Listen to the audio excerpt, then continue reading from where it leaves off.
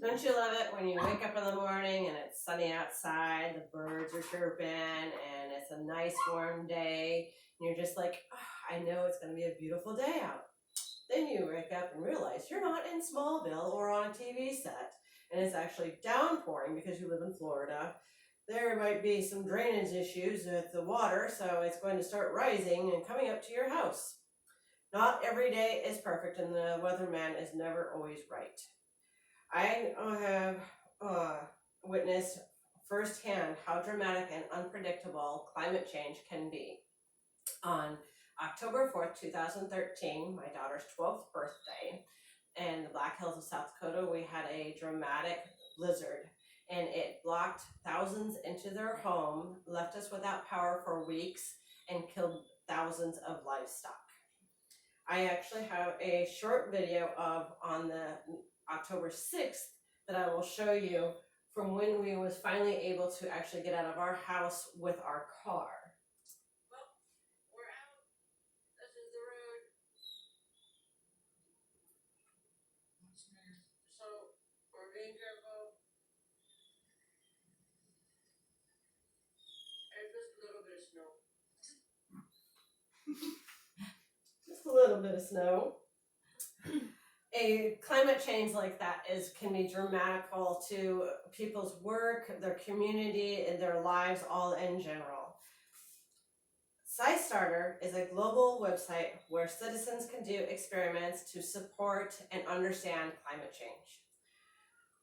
Some of their companies that they work with is also NASA and EdTech projects, where you can work with thousands of different experiments.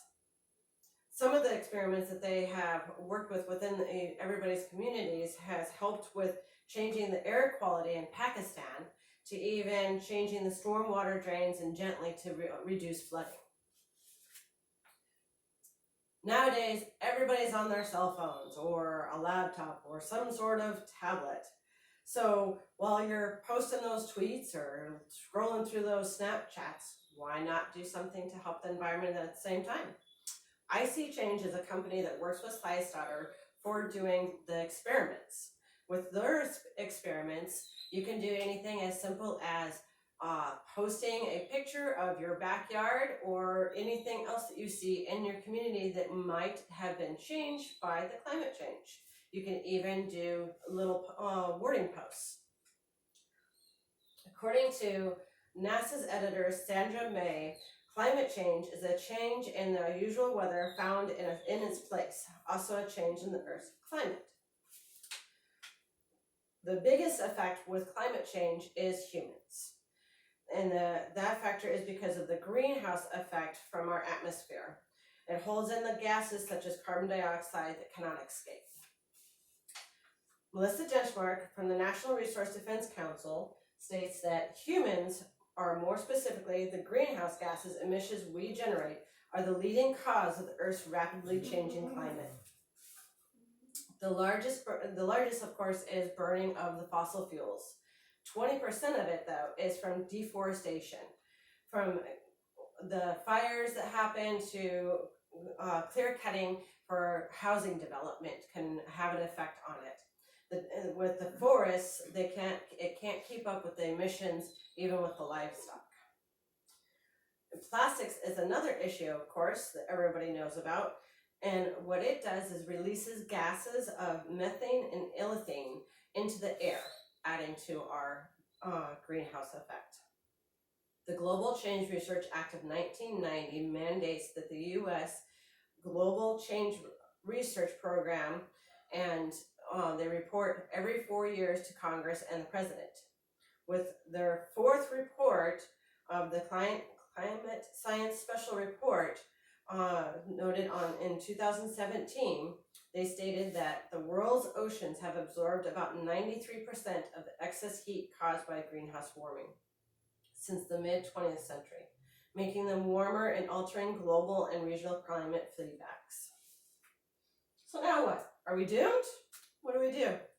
Kimberly Nicholas, professor at Lund University Center for Sustainability Studies, states, we need to cut CO2 emissions almost in half, at least 45%, by the end of the next decade.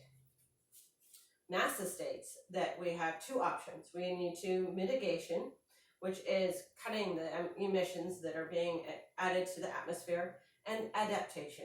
Basically, we need to learn to adapt to the new climate we have made. Earth Day Science says humans need to hold ourselves responsible and accountable. With one way that you can hold yourself accountable is seeing how much you actually emit into the atmosphere for those emissions. One way is to go to carbonfootprint.com and utilize their calculator that they have for everybody to use. The easiest thing to do and the simplest is to unplug. Everybody thinks that, unplugging things doesn't actually make any effect of it. Actually, it's called phantom energy. And with its misconception, Perry DeForge, author of the Natural Science Defense Council, showed in an article, Home Idle Load, Devices Wasting Huge Amounts of Electricity When Not in Active Use, showed that $8 billion can be saved yearly. It can shrink 64 billion kilowatts per year and prevent 44 metric tons of carbon dioxide entering into the air just simply by unplugging. So, can social media change the climate? An article from Frankie Wallace, Can Social Media Help Save the Environment, shows that Twitter, Facebook, all different apps and social media forums have now utilized where people can donate for climate change and different experiments, all sorts of things. And the other thing to do is utilize those to spread knowledge on the climate change. Frankie Wallace stated that a Brazilian associate called Ans Azul took advantage of Snapchat's 10-second video to create a campaign based around that time frame of what is happening to the rainforest. So, are you ready to make a change and report for the earth with me? Maybe your change will help infrastructure the stormwaters for Miami, since the IC Change campaign has actually worked with the city to do just that. Maybe you can show what changes you have done within your household to save that. You don't have to be a highly educated world scientist. Just think of Ed Ricketts. He defined the ecosystem without an education.